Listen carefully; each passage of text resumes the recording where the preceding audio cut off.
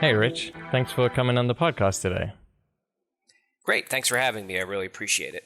Yeah, it's a pleasure. I actually just finished reading your book. It's called Sitting with God, and it's all about, the centering prayer and how that's transformed the lives of you and the people who follow you. And, we're here today to talk about some of those things and, including what it is, how people might be able to practice it, and all of the fun things that go along with it. So thanks for being here.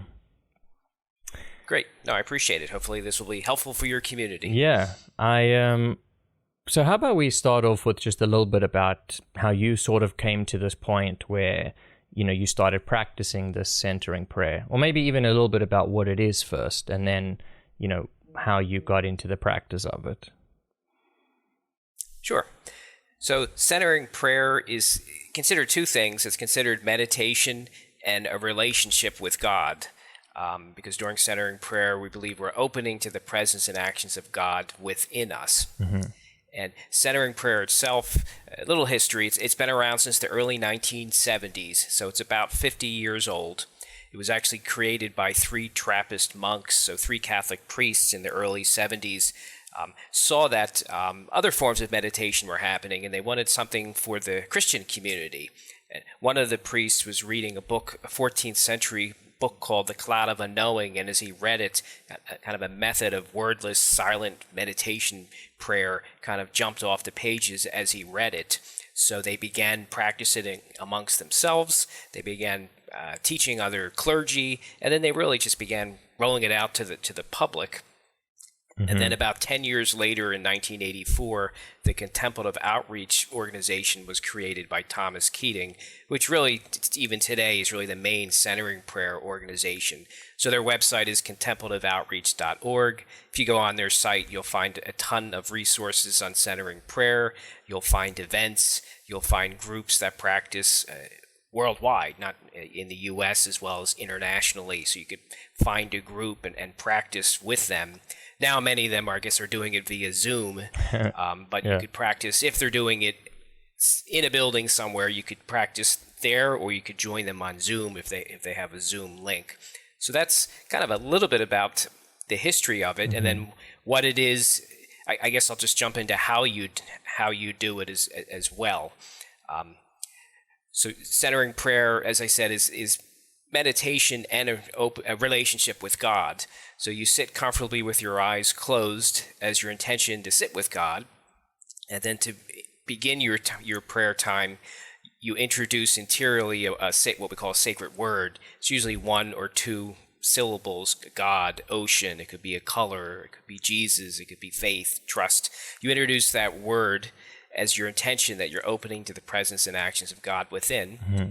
And then as you're sitting there, as you begin engaging your thoughts, and what I mean by that is if you begin thinking about all the things you did before your sit, or you begin thinking about the errands you're going to run after your sit, you realize you're now sitting with yourself and your thoughts and your planning and plotting. So you reintroduce that word to come back to the present moment and the purpose of your sit, of sitting with God. So you use that sacred word when needed just to come back to the present moment and let go of your engaged thoughts. And then you even let go of that sacred word. So it's not used as a mantra. It's just used when you notice you're engaging your thoughts so that you can come back to the present moment. Right. And that's what you do. So if you're sitting for 10 minutes or 15 minutes, you use your sacred word when needed to come back. And sometimes you naturally bring yourself back and you don't even need your word. So that's, I guess, a little history of what is centering prayer and how long it's been around and how you do it. Mm-hmm.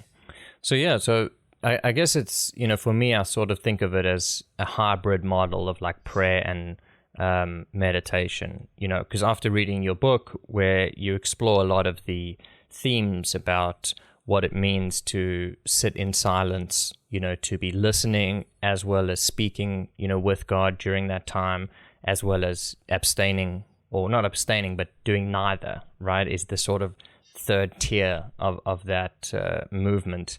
And it really speaks to the power of silence, right, which many people have spoken about before. But, reading your book, you really get the sense of like you, as you, Rich, have really felt this power in your life as well, in its ability to connect you with God, to transform the way you relate to yourself and to others as well, right? So maybe, you know, what does the power of silence mean to you? I guess what it does over time, and continues to do over time, is I let go of who I am not, and that's really what you're doing in centering prayer. You're letting go of engaged thoughts, which also can include things we tell ourselves that aren't true, whether we're anxious or worried or not confident. I let go of who I am not and become who I am, and then have and even have the courage, I guess, outside of my centering prayer sits to become this person. So I guess it connects me to my true self. There's many people, including myself, it's a struggle where we want to do something and then we back off and don't do it, or we're afraid to do it, or we think someone else should do it, or I'm crazy to try that, or we don't have the confidence to do it. Yeah. So for me, it connects me to my true self really on a daily basis, and my true self is a journey. It's while I'm alive on this earth, it's going to continuously, I let go of who I'm not and become who I am and be the person that I need to be even for that very day.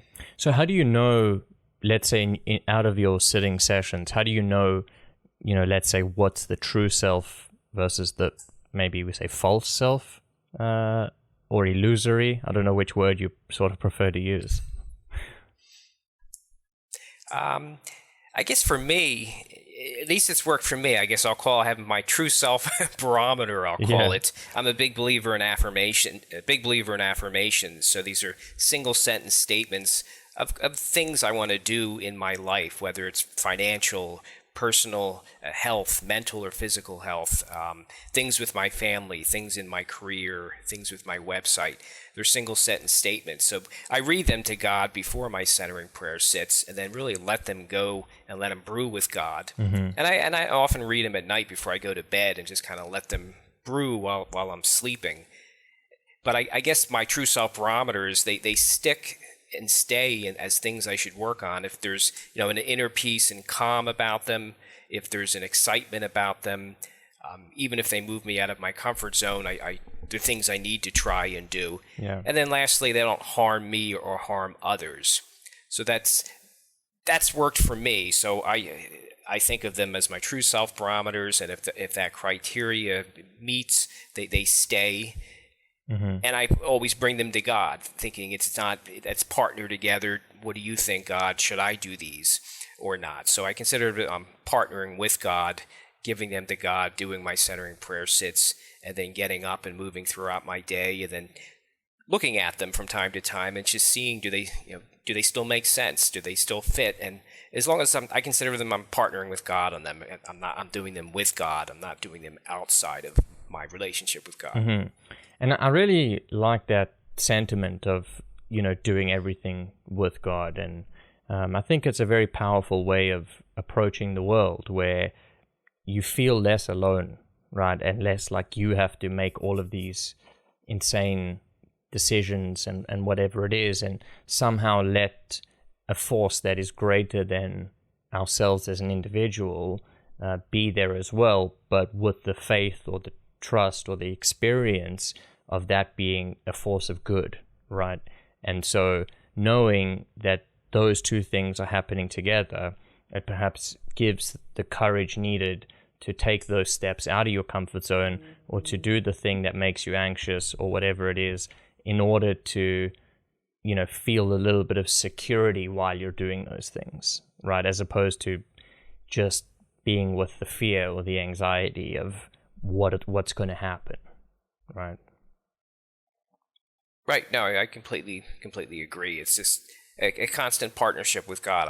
I'm not alone, and I like to remind people, God comes with you. So you're sitting. Yeah. I think of it as I sit with God, and then I walk with God, and God comes with me. It's not God says, "I'll see you at your next sit, Rich." It's we're sitting, and then we're getting up and walking together, and right. Moving through life and partnering through life together on everything that I do. Yeah, and I have to remind myself of that frequently, that God is always present. I'm not alone. He's God is with me, Spirit is with me. And have you always been in this mindset? Were you raised up like this? I mean, I happen to know the answer, but I'd like to hear your story anyway. No, I was not. I probably would have been raised Roman Catholic if my mother passed away when I was 3.5, so she was a Roman Catholic, and I think a pretty devout Roman Catholic. So if she was alive, I probably would be Catholic, but she passed away, and we didn't continue in Catholicism. My dad then remarried about 1.5 years later. I remember in middle school, I was in junior high. I remember we went to a Unitarian church for 1 year or 2 years, I believe. And then when I was in high school, I think I was about 16, I was invited to go to a youth group, and that was backed by a local Baptist church. So that was kind of my first exposure to God and the Bible and taking a look at the Bible. And then I took a break, I guess, from it while I was in college.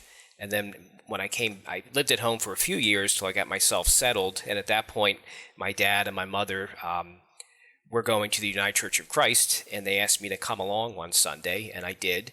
And I liked it. It was a nice church. I liked the pastor, and I spent about 20 years. I'm in between churches now, but I spent about 20 years in that church. So it was a non-denominational Protestant church. Right.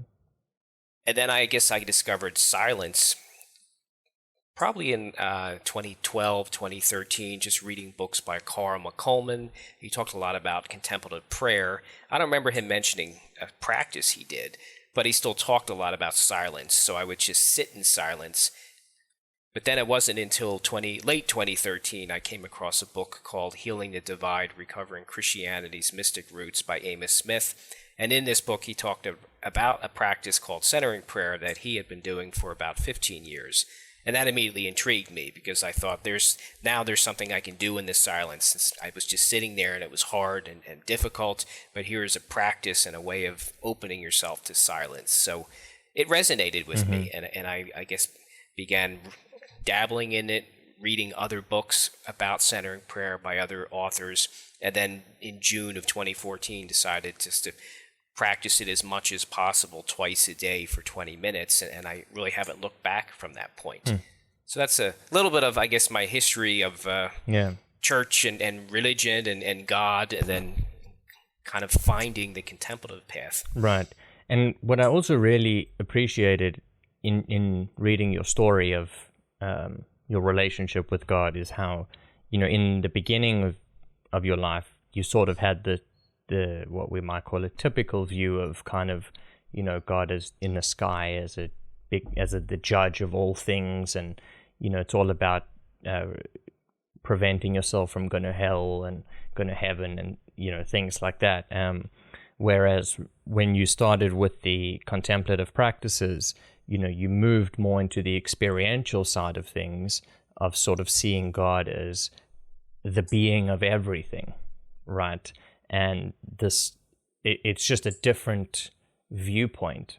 And what's really interesting about that is how, I feel like, I'd like to get your thoughts on this, right? So some people have spoken about this thing called a religious instinct, right? Which is kind of this idea that, at least in most people, there is something inside us that is geared towards a religion of sort. It doesn't have to be a particular religion, but just the fact of being part of a group that sort of, looks to understand the world and the meaning and things like that. And it guides us along different paths. And, perhaps it's one of the reasons why religion has basically been around as long as, modern day humans have been around, for 6, 7, 10,000 years. Right, and even today, although I'd say there's probably more atheists or self-proclaimed atheists than there've ever been, even then, those people still have this yearning for meaning, right? To understand what's going on, to have answers. And some look to science, which is fair enough, because that's the sort of forefront of human knowledge and explanation, but rarely it doesn't give an answer to, like, how do I find meaning in my life? How do I find, my sense of self in the world. At least in my experience, it doesn't really provide those kind of things. And so you end up trying to look for other things. And that's why I think, there's been this influx of like Eastern traditions in the Western world where it's like not associated with the typical religious frameworks, but still provide that depth of, it's really hard to even conceptualize properly, but do you know what I mean by that? I do, and I guess that's what I like about centering prayer is it's that plus a relationship with God. So it is, I guess it goes a little further, at least in my opinion, from being just meditation to being really a relationship with God and connecting to the universe or spirit, whatever you want to call God, and deepen this relationship. So that's what I like about it. I think for me, it helps me go even deeper and add even more depth to who I am and connecting to this powerful source and letting it drive my life rather than just meditating and seeing how that can change me. I think it gives it more depth. I think you go deeper perhaps because you're opening to the presence and actions of God as part of your practice, meditation practice. Yeah, and it is really about that sense of openness, right? And not trying to control the outcomes. And it's a very interesting dynamic because it seems counterintuitive, at least from a sort of rational perspective of like going into the state of silence and just seeing what happens, right?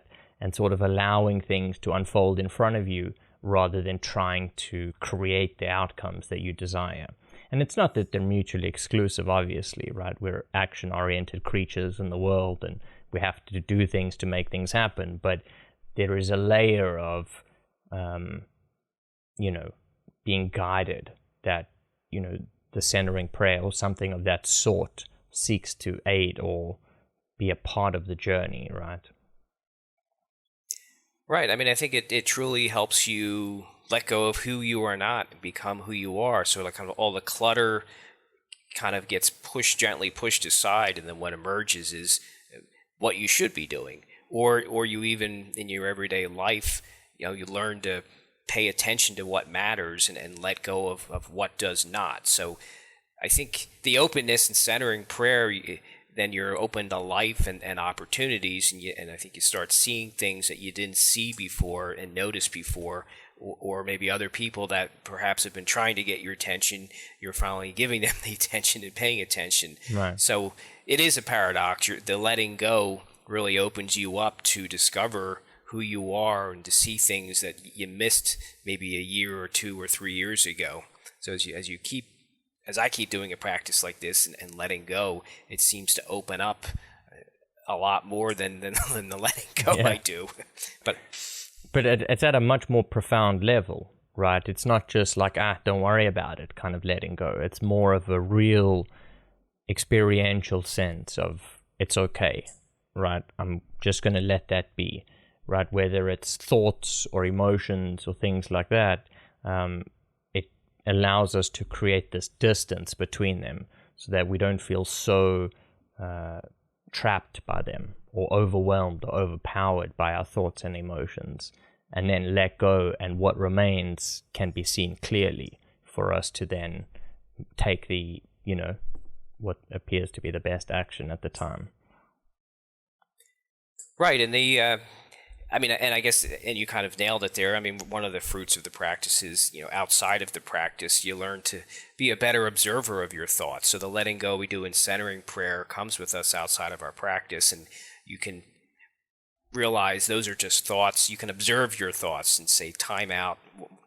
Why am I thinking this way? Or this isn't true, and kind of let go of maybe have some fun with it and let go of some of the things we tell ourselves that aren't true. Yeah. So you become the observer of your thoughts and realize those are just thoughts. That's not really me and what I'm truly capable of accomplishing or doing. Right. And the same for emotional experiences, right? Like we certainly can't, for the most part, control when emotions come up. But with a practice like this, we can learn to really manage them more effectively for the most part, let's say. I guess it takes practice to get better and better at it. Right. I mean, you can take a step back and notice whether you're feeling very anxious or feeling very worried or feeling very sad or feeling very overwhelmed, and just realize that I'm feeling that now, but that's not who I am. But I think it's good to recognize them, and then you can kind of hopefully gently let go of them. But obviously for people that have gone through a ton of trauma or have very deep feelings of worry, anxiety, depression, I certainly think they should see a professional, whether it's a psychologist or psychiatrist, if it's something that they're not capable of observing and then letting it go. Mm-hmm. There's some people that have some serious problems that need that extra help of a professional. Yeah, so definitely. they could benefit from centering prayer and a professional as well. And then there's other instances where on our own we can observe that I'm worried, I'm anxious, I'm feeling pretty sad, and then realize that's not me. These are just things I'm feeling right now, and then slowly they dissipate. Mm-hmm. No, you're absolutely right. And there's certainly times when people need the help of a professional, and that's great. And it's interesting that much of modern psychological training incorporates aspects of mindfulness and meditation, as well as the various other sort of intervention strategies for trauma treatment, things like that. But there is that component to it, and more than that, it's like there's also this sense of like, okay, well, when we work with clients, what's their spiritual or religious belief system, and how can we help them capitalize on the support systems that are involved there in order to make the most benefit in this client's life. And so it's a really nice like integrative thing where what you and I are talking about now isn't really separate from that. It's just perhaps one element that is a sort of self-help kind of a practice, we could say. But even so, there's all sorts of guided things, and you read books and you learn, and it's not just purely try it out and see kind of thing.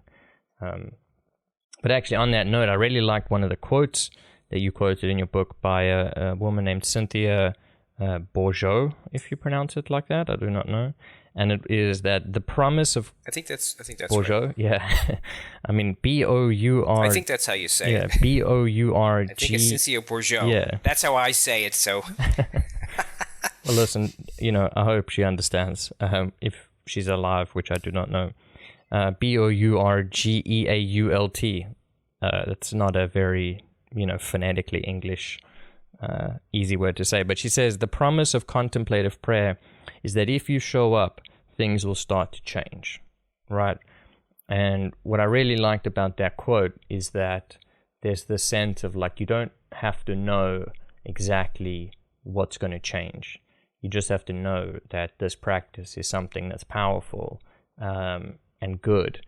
And if you do it repeatedly, you'll see how things start to change. And you don't have to worry about, am I doing it right? Am I doing it wrong? How could I be doing it better? All these things that sort of distract from the practice itself.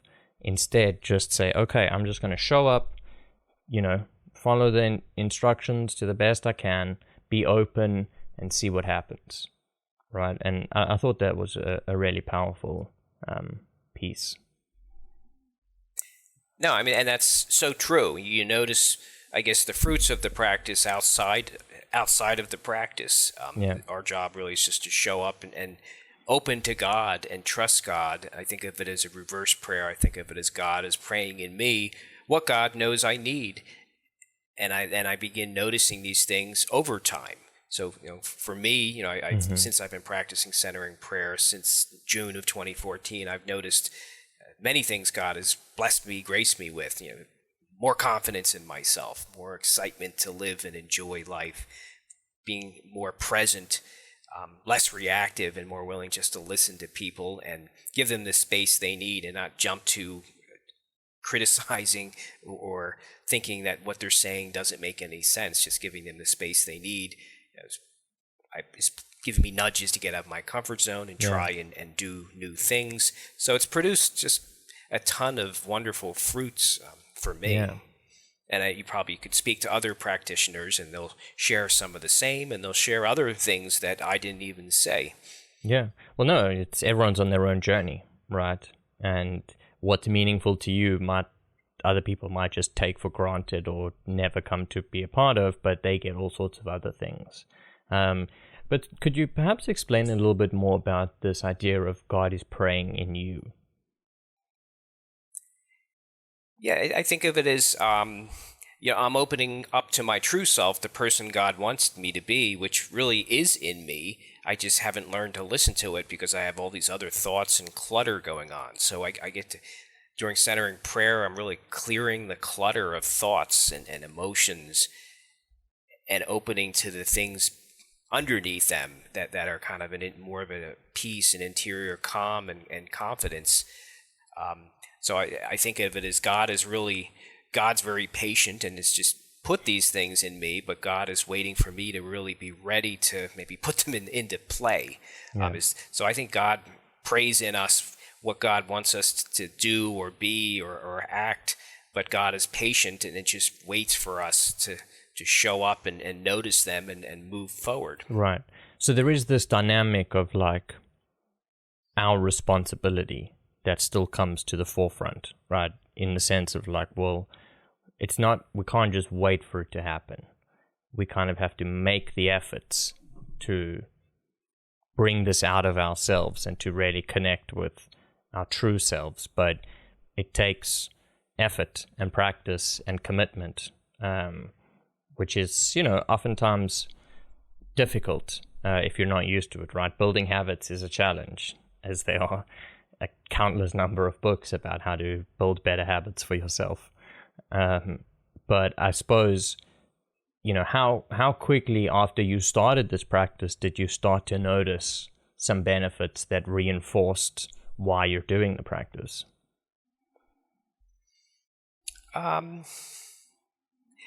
guess I know, as I said, prior to centering prayer, I was just sitting in silence and I didn't have a practice. Mm-hmm. So that probably was a 6-month struggle. I don't think I noticed anything, but I think that's because I was struggling with even sitting in silence.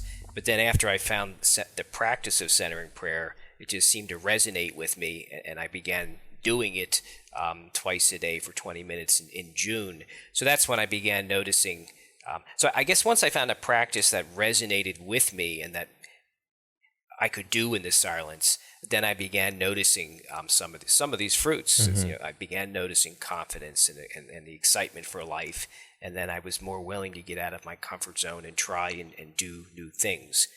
So what was the difference between just sitting in silence and the actual practice? Was it that sense of using an intention with that word to sort of bring you back to the present, or what other factors were involved in that?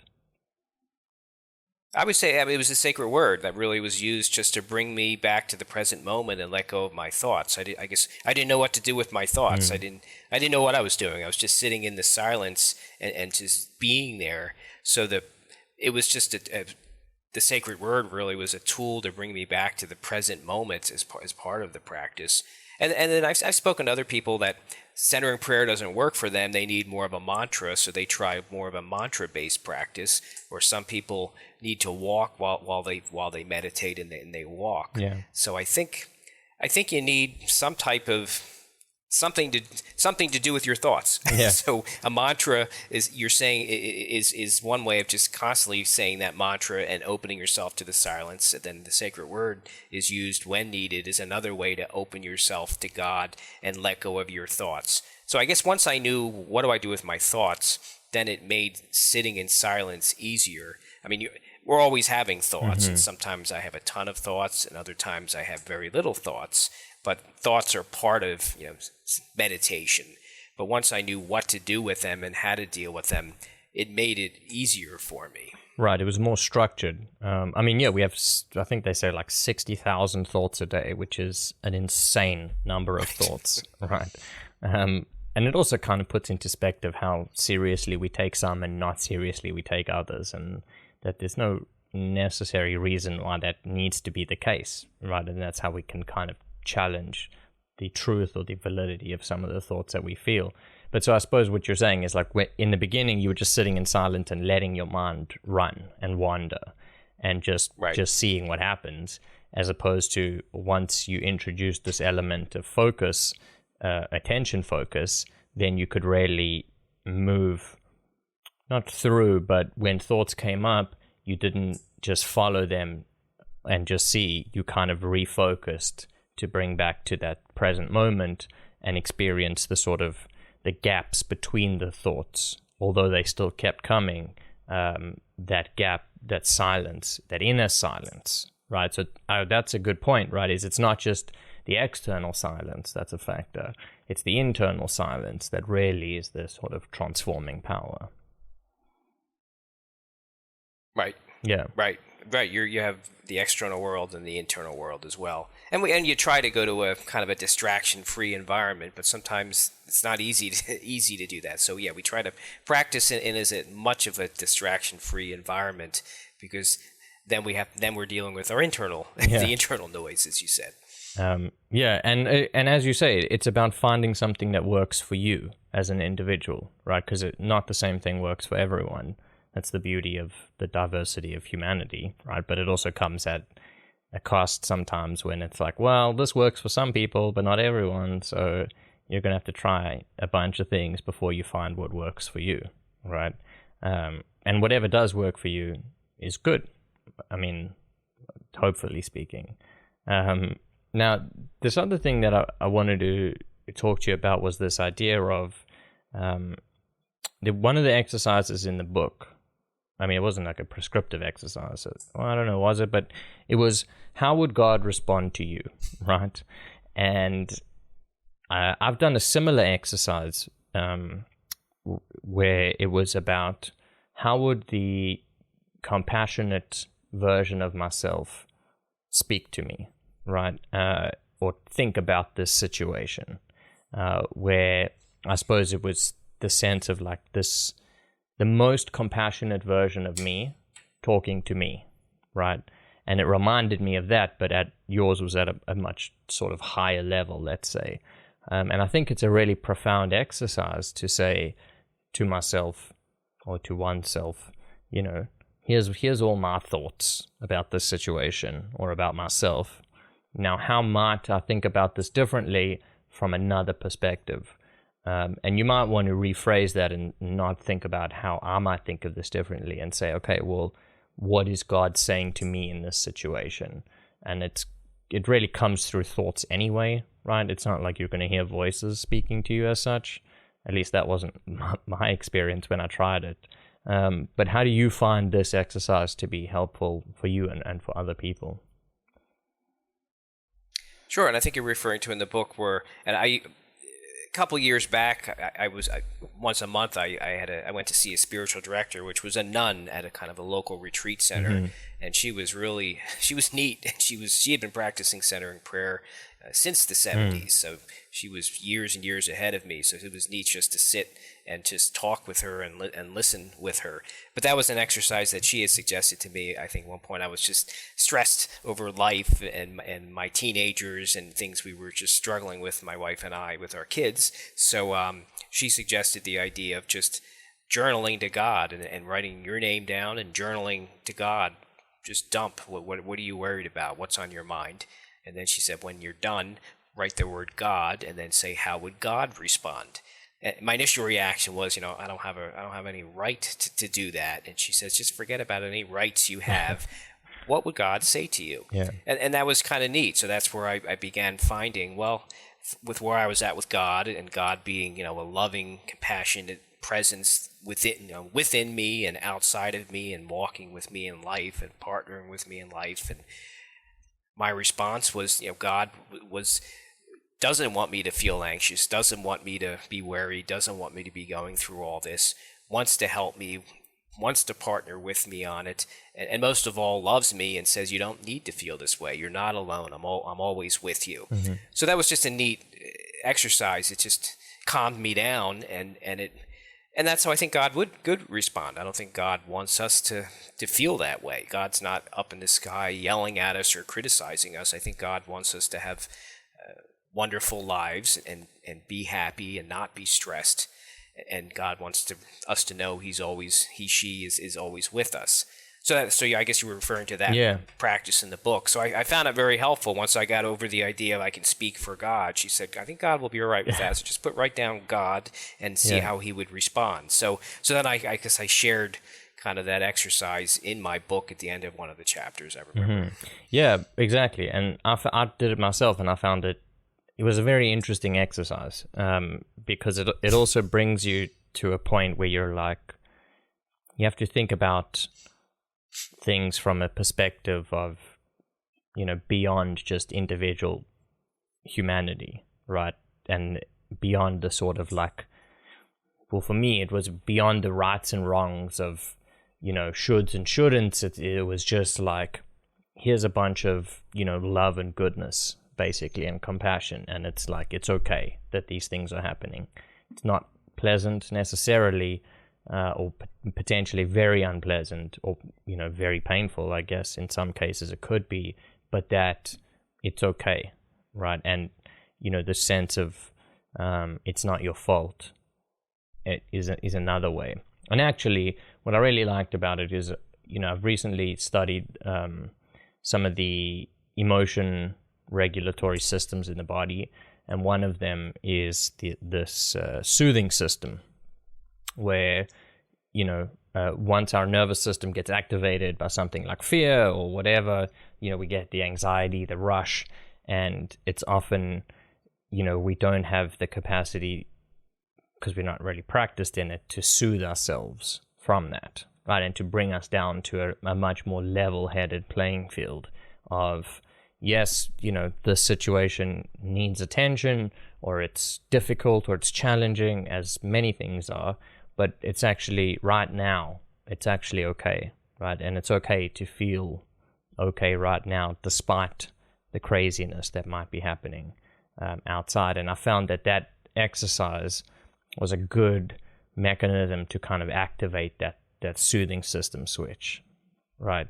To bring me out of the anxiety into just a much more calmer and peaceful state of being. So that was a cool analogy. I mean, not analogy. So the other thing that's in your book that was really interesting is this concept of the two versions of Jesus, right? The faith and experience version and the knowledge and history version, right? And I think that this is a very powerful way of approaching it, because instead of approaching, the topic of Jesus, as many people do, sort of conflating both, you really sort of separate them out to say, okay, well, Jesus was a historical, man who lived in Nazareth or something like that, and lived this life and became a spiritual teacher and influencer, and, propagated his message, but never really founded Christianity as such. Rather, it was his followers who some years later developed the Christian religion, right, based on the religious teachings of Jesus. So what was that sort of lesson like, learning for you, coming from a traditional Christian background, believing, I mean, I don't know, when you were a kid, like, how were you taught the reality of Jesus? It was probably more so when I was in the Baptist youth group. It was more of a believe in Jesus and be saved, or and if I don't, I'm going to hell when I die. Right. So it wasn't. I don't remember really learning about Jesus and who he was, and it was more of a fear-based practice. So it really wasn't until I became more of a contemplative that I began thinking differently about Jesus, and that Jesus wasn't screaming and yelling at me. Jesus was a loving presence. Yeah. So I guess I just I thought it was important to, in the book, look at that side of Jesus. Jesus was what can the scholars tell us about Jesus, the historical man that they think was true and happened in his life. So I thought it would be interesting to put that in the book. So I talked about God, and in the book I talked about Jesus being God and human at once, but I thought it was important to maybe pull out the divinity of Jesus, even though you can't do that in my opinion, and just look at, well, what was the human Jesus like on earth? What did he do? What actions did he take? What do they think he said? What do they think he did?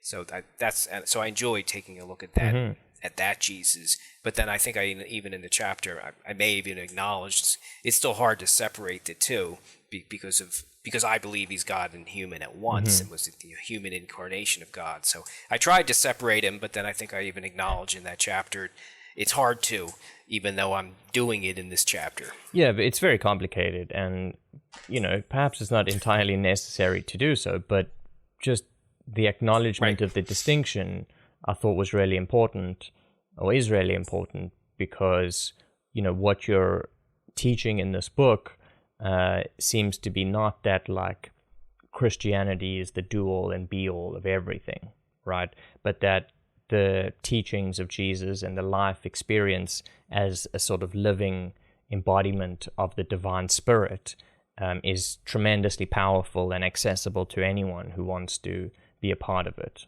right? And that you don't have to be a Christian to, learn and understand from his wisdom, right? And so I thought that was a really important part, and it also allows for people who kind of are skeptical of religious institutions, let's say, which is kind of trendy these days for probably legit reasons, but also maybe a bit too much. Is that it allows it to disconnect from that, right? So it's not this like power move. It's more of a like, no, here's what the real situation was and the consequences, and how, arguably the last 2,000 years have been, in Western cultures, have been shaped dominantly by the teachings of Jesus, which is tremendous to think about, right? The fact that, he even only lived till like 30 something, and had this lasting impact for thousands of years. And even today, most of our institutions are kind of founded on some version of Christian thought, which is not a bad thing in my opinion. It just is what it is. So I think that it's a good distinction to make for people who are kind of looking to access the wisdom without the the religious institution being a necessary part of it. That's a great part too, right? If people want to partake in it, and you do speak a lot about the power of community and religious community, and I agree with you on all those points about how powerful it can be. But yeah, I just wanted to sort of mention that. What are your thoughts? No, Jesus was Jewish, and he really, some of the scholars I've read, he didn't create Christianity. He was really reforming Judaism and sharing with them things that shocked them at the time, about the type of relationship you might be able to have with God, and that God was within you when you don't need to go to the temple. So I think he was shocking and threatening to many at the time. But he, as you said, he really wasn't creating Christianity. He was just reforming Judaism is really what Jesus did. And I think Jesus, everybody had a seat at the table. So if Jesus was alive today, if this happened in today's world, I'd like to think we'd be sitting at a table and he would have people of various faiths sitting at the table with him. Yeah. Jesus was very inclusive, not exclusive. So I think the table might have been a very interesting table full of various people of faiths enjoying a meal together with him. Right. Absolutely. And yeah, you mentioned in your book like that he was fully inclusive of everyone, right? And you related that story of I can't remember who it was, some woman who was accused of sin of some sort, and was to be stoned to death, and then Jesus says, let he who has not sinned cast the first stone, or something. I'm sure that's a bad paraphrase, and I apologize for it, but it's a really powerful message to be like, yeah, we all fuck up and do dumb shit or things we shouldn't maybe have done, but that doesn't mean that, we deserve a death sentence, or that, we need to follow this old way of doing things, and that there are other ways that we can approach being in the world that is much more inclusive, and inclusive of everyone, full stop, right? There's no believers and non-believers, or ins and outs. It's like, no, it's everyone, which is something I think a lot of today's society is sort of trying to work towards in a sort of complicated way. But perhaps that's the nature of humans in general, is to make things complicated. Not make them complicated, but we're complicated because we're very different in a lot of respects, right? Right. I mean, that's definitely true. We're all very different. And God, I'm envisioning God looking down at us saying, can't you all just get along? Yeah. But it's easier said than done. Yeah. And also, it's not even necessarily a bad thing as such. It's just a matter of like how we've evolved to this point, diversity being an important part of evolution of any species for survival, because if everyone's the same, one thing can take everyone out just like that. So it's not a very good strategy. And if all humans were on the same page about everything, one bad mistake could wipe out the whole population. And so there's a good argument that we need some, diversity of all kinds to keep things going and make sure everyone's doing things, keeping them in check, and, following up on mistakes and things like that. But it's complicated and often ends up quite violent, which is unfortunate. But that's how the world appears to work these days. But we'll see how it goes in the future. Have hope, But yeah, how has your work been going in terms of like teaching other people this? Because I know you do coaching as well, right? So how have other people found your work to help them? Yeah, I guess I do it in a number of different ways. Obviously, on podcasts, I share centering prayer, so for the audiences will learn perhaps something that they've never heard of before, or thought of prayer in that way. I meet with church groups and do generally they're about a 90-minute session, and we talk about what is centering prayer, how do you do it, and we do a sit together, and then we have Q&A time after the sit as well. So, and then I do one-on-one coaching, and this, I guess, so the one-on-one coach. So the church stuff, a lot of that is, most of the churches really aren't familiar with it, so they're looking for kind of an introduction to centering prayer. Mm-hmm. What is it? Why should I care? How do I do it? And then I just let them ask me questions after we've done a 5-minute sit together. And then obviously the one-on-one coaching, I coach different. I've really coached 3 different types of people. This is what I've noticed over the years. They tend to fall into one of 3 groups. They're either brand new and they don't trust themselves to begin and create a long-term sustainable practice. So they'll come to me and say, how do I do this? How do I make sure it's sustainable? The second type of person is someone that's maybe already practicing, but thinking, I'm just skimming the surface. There's no depth to this. Help me go deeper. Mm-hmm. What do I need to do? How do I go deeper? Who is my true self, and how do I live from that person? And then the third type of person I've coached are pastors and ministers that say, I'm spending all my time taking care of people, and I'm not taking care of myself. So I'm coming to you to help better self-care, because if I don't take care of myself, I'm going to be of no use to the people that I'm serving. So it's interesting as I look back over the years at the different types of people I've coached. I know they say you should have an avatar, and this is what the person is what it should be. But I kind of just, I guess, like centering prayer, I let it be, and I'll coach any one of those 3 types of people. They'll come to me, and I've coached all 3 different types of people, or 3 different groups of people. Yeah.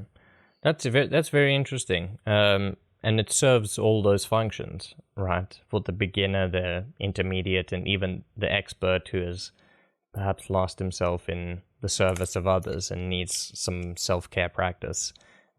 It's very interesting how that sort of all comes together. So, you spoke about the first group of people who are hesitant, or they don't know how to trust themselves. What did you mean by that?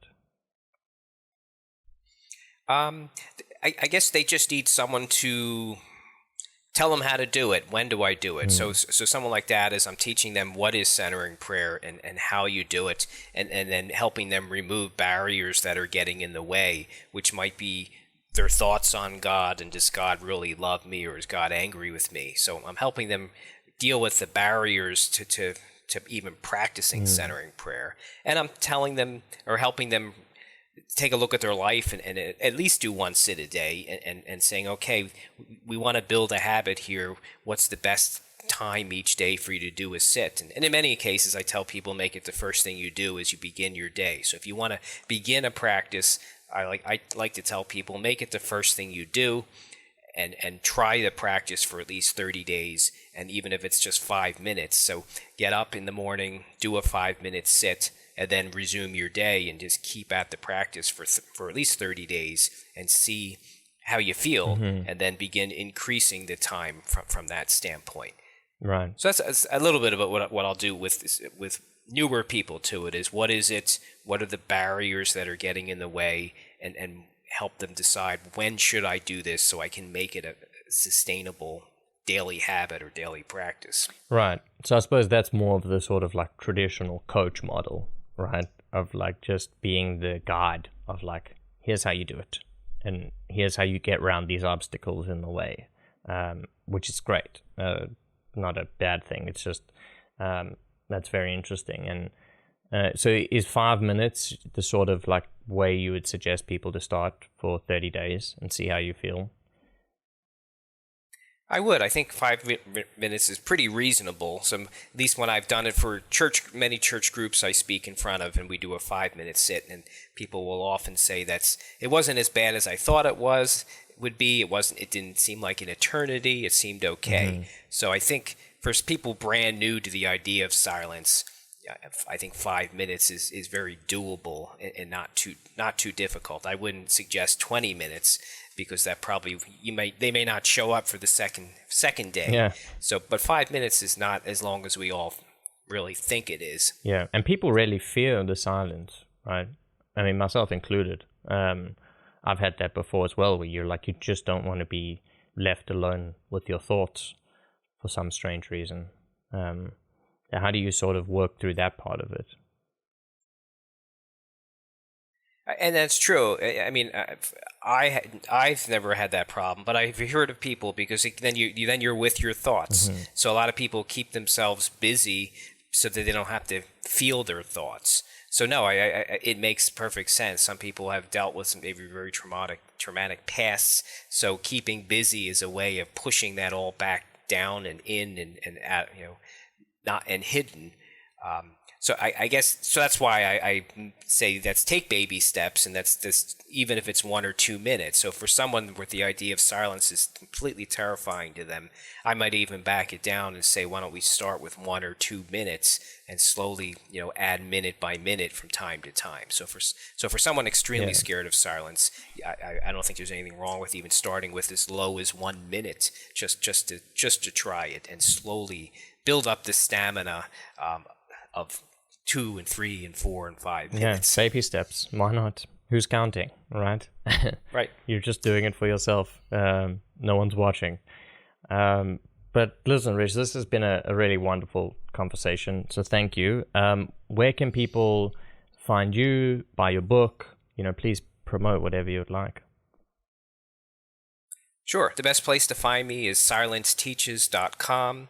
If they come there and subscribe, I have a free short ebook on centering prayer. That way they can learn more about what is this practice and how do you do it. It's a quick read. And then if they discover they want to go a little bit further, my book is on my website as well, and they can check out my book on my website as well. But really the best place to find me is silenceteaches.com for my free ebook. And then I send out a weekly meditation, which really is focused around centering prayer. Every Monday it goes out and shares kind of a meditation and then other helpful information I'll put on it, whether I've done a video that I think they enjoy or whether I saw an article that I thought they would enjoy. I'll add that on there too. But silenceteaches.com. Awesome. I'll include that in the description. I recommend the book, and thank you. I look forward to chatting with you again soon. Great. Great. No, thanks a lot for having me on. All right. Take care.